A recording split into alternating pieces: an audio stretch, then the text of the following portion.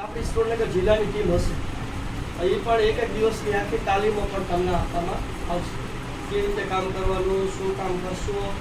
અને એવું નથી કે આખો દિવસ આપણે દાડીએ જે વાઢવા જાય, બાજરો વાઢવા જતા હોય, ઘઉં વાઢવા જઈએ છીએ, કપાઈ જઈએ છીએ કે સવારથી સાંજ સુધી આપણે નથી.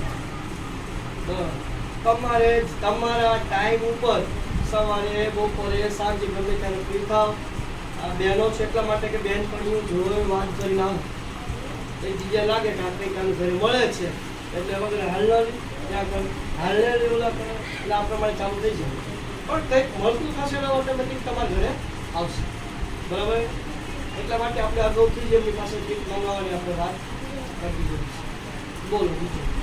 સરકારી યોજના આ રહે ને CSR નીચે લીધેલી છે અને આ ભારત સરકારનો આખો પ્રોજેક્ટ બરાબર સ્વચ્છ અને આરોગ્ય જાગૃતિ મિશન દ્વારા લીધેલું છે. લખનૌ મામલતદારમાં જનસેવા કેન્દ્રમાં સરકારી યોજના છે એમાં તો કેમ ના અહીંયા ન મળે.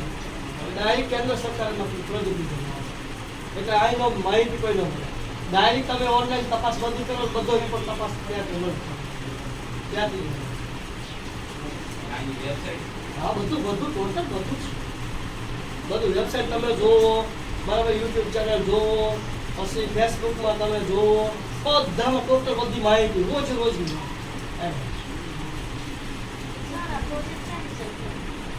પ્રોજેક્ટ ચાલુ એટલે જિલ્લા આખા પૂરો કરવામાં, રજીસ્ટ્રેશન પૂરું કરવામાં. દાખલા કે તમારા તાલુકામાં હજી કંઈક 10-15 ગામ છે, 10-15 ગામ પૂરા થઈ જાય.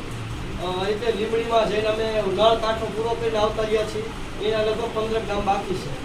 15 ગામનું રજીસ્ટ્રેશન થઈ જાય.